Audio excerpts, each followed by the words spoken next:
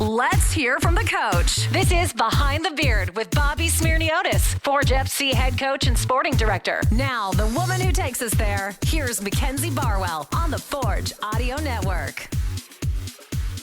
I will say, I checked, this is week 10 now. Oh, there we go. We said week 10 last week. Oh, okay. Did we? I thought that was like an intro into this one. No.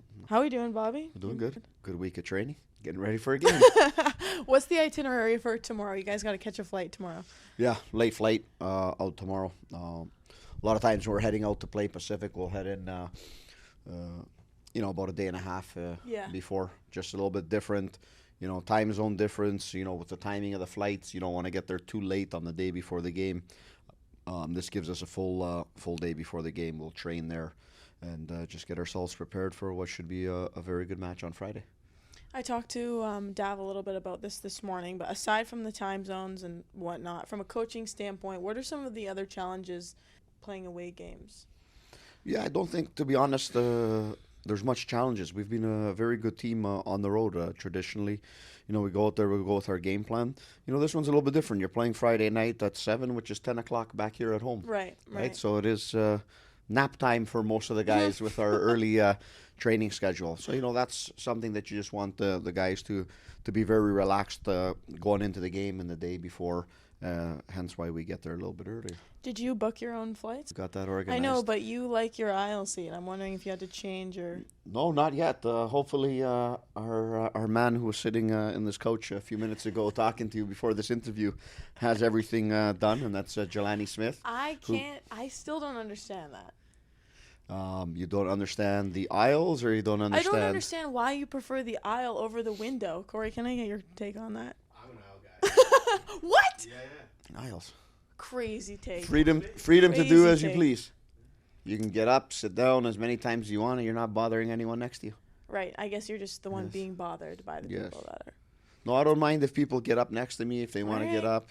That's my thing. I'm outnumbered here, apparently. There you go. Okay, moving on.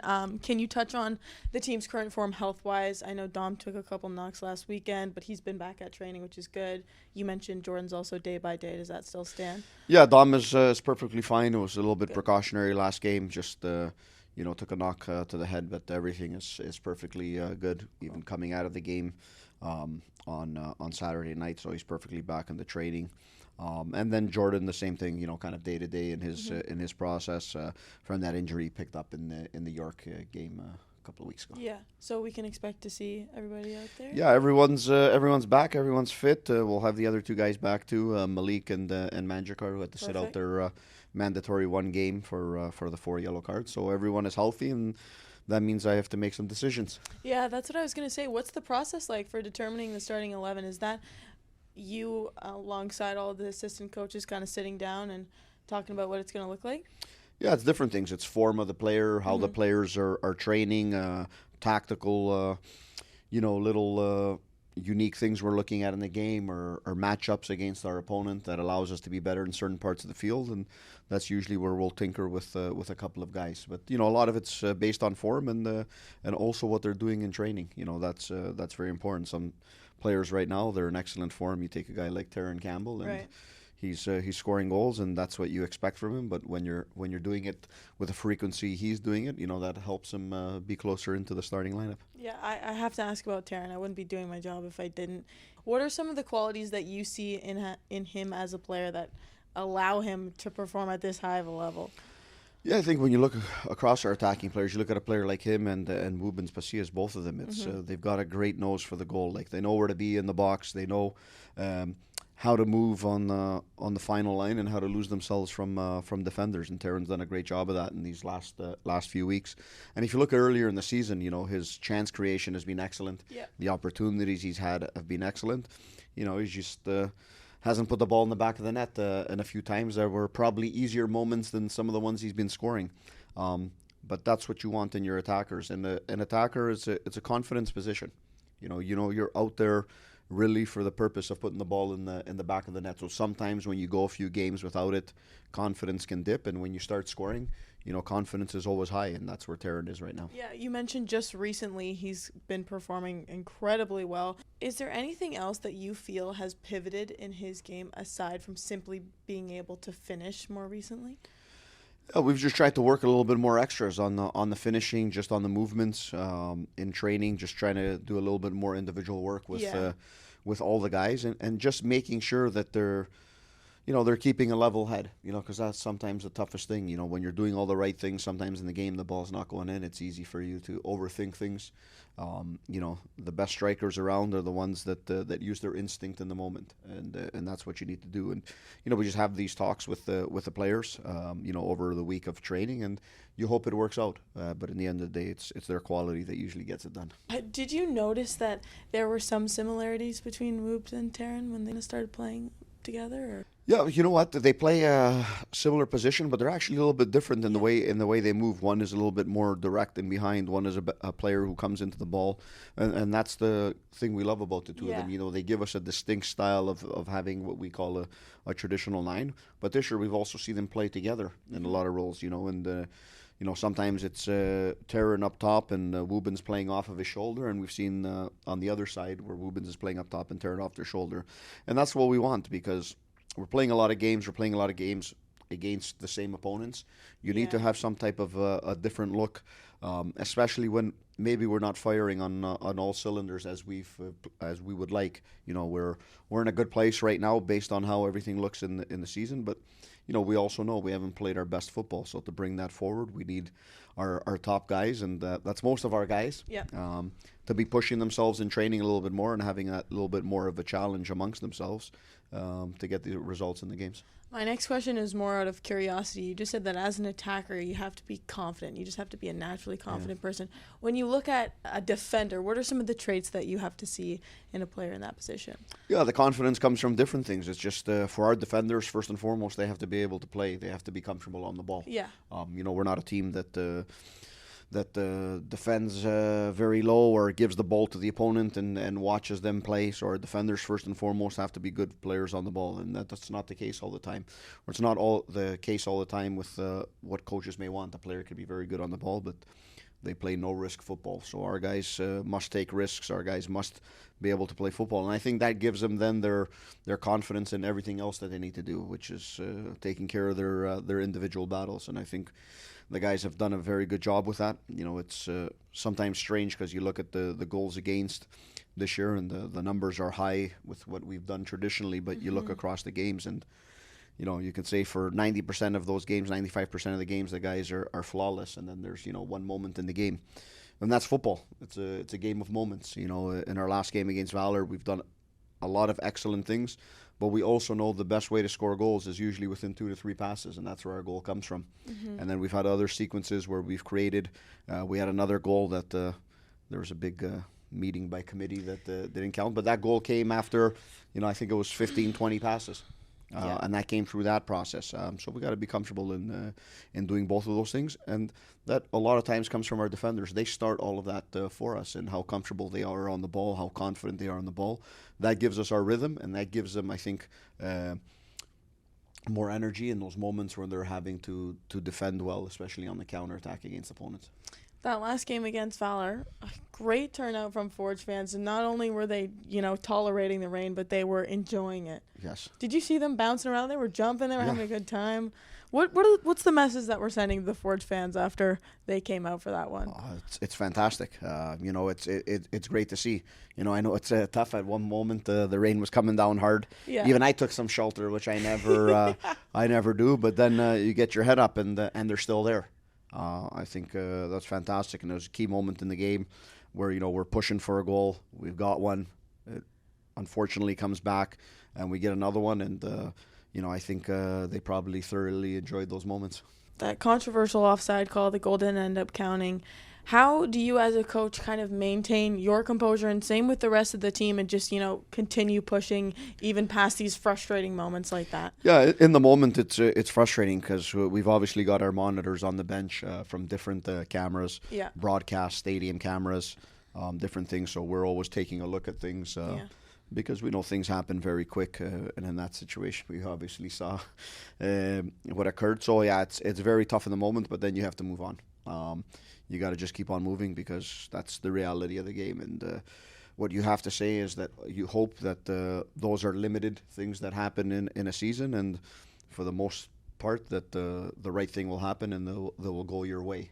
Not in a way that's not part of the laws of the game, but in the way that they are. So it's tough. It's tough on the players because you look at that. It was an excellent sequence. It was an excellent play. I thought the guys did everything very well. So it was unfortunate, but credit to the guys. We've kept on going. We've created again. We've scored after that. And it's unfortunate. We've given up a goal there late in the game on.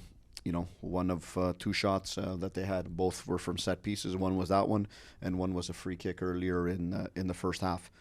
We definitely didn't deserve not to have 3 points on the day.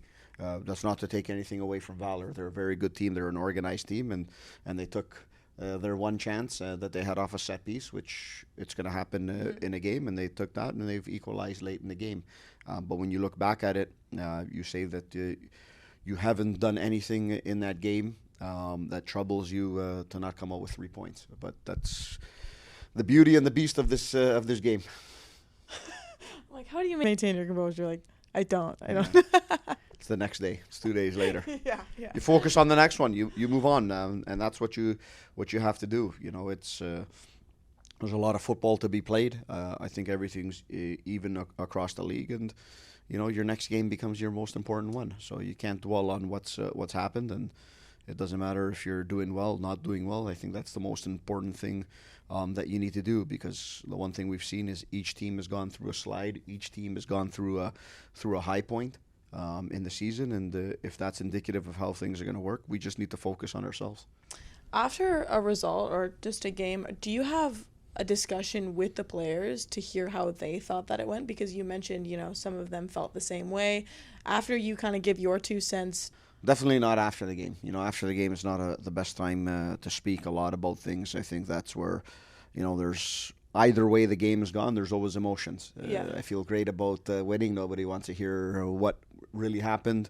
And if things didn't go well, everyone is in a place where there's more emotions than needed. So, my post-game talks usually last about 30 seconds, and everything will happen the following day in training, or the day or 2 days after training, because I think, players are intelligent. Everyone sees things. They'll have time to reflect, to see things, and you can have more clear conversations as the day goes by. Yeah, so in terms of ensuring that two-way communication, it's just kind of a couple days after, maybe at training, those are when the conversations Yeah, we have a lot of individual conversations, and a lot of times they're just casual things, in our locker room, in the players' lounge, in the kitchen, where we're just talking amongst the players and doing that. And then a little bit more formally when we're reviewing the match video, because something we always do is review our previous match and just discuss simple moments. But I think a lot of it's done individually or in groups with the players, or we'll just casually sitting as guys are having their morning coffee or their breakfast, or could be during lunch. And I think that's when you can have the best conversations